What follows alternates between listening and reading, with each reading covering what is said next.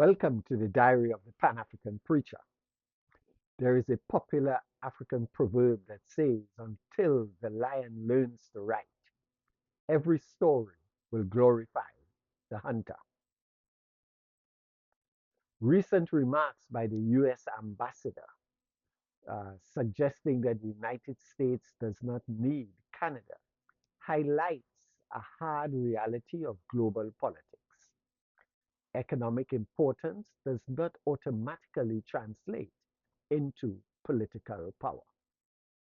The US ambassador's statement is striking when viewed against the facts. Canada supplies the United States with a dominant share of critical inputs, including most US natural gas imports, over 80% of potassium based fertilizer, a large share of electricity imports, significant portions of uranium for nuclear power, aluminum, motor vehicles, lumber, and the majority of crude oil. Despite this deep interdependence, Canada is still treated as strategically replaceable. For Africa, this contradiction offers several important lessons, of which I want to share five. First, supplying raw materials, even in large quantities, does not guarantee leverage. Power in international relations is not derived solely from volume, but from the ability to control access, terms, and alternatives. Like Canada, many African countries are major suppliers of critical resources, including oil, gas, cobalt, lithium, uranium, and agricultural commodities. Yet these resources are often exported in raw form under foreign ownership and through contracts governing outside the continent. As a result, African suppliers are perceived as useful but ultimately disposable. Second, real leverage comes from choke points rather than abundance. Countries gain power when they control processing, transportation, pricing mechanisms, and standards.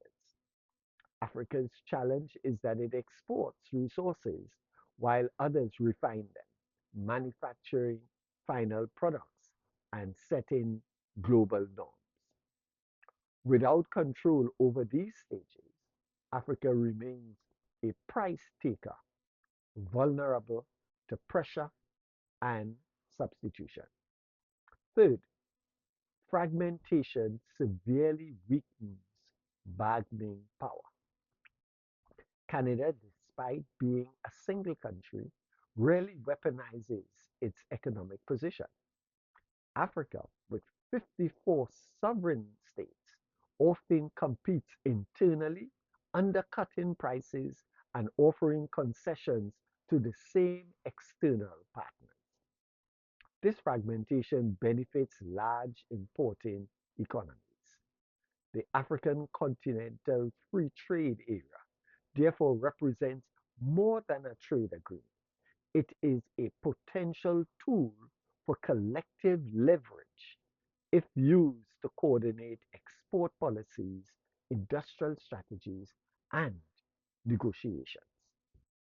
Fourth, moving up the value chain is essential for long-term relevance. Countries that refine, manufacture, and innovate are harder to ignore than those that only extract and ship.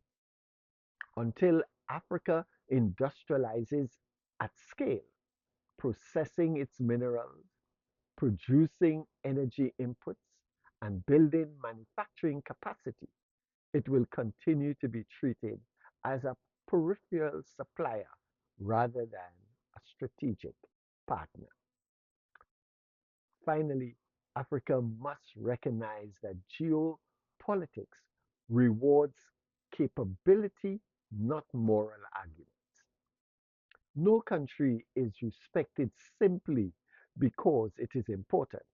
Respect comes from the ability to impose costs when interests are ignored. The central lesson is clear.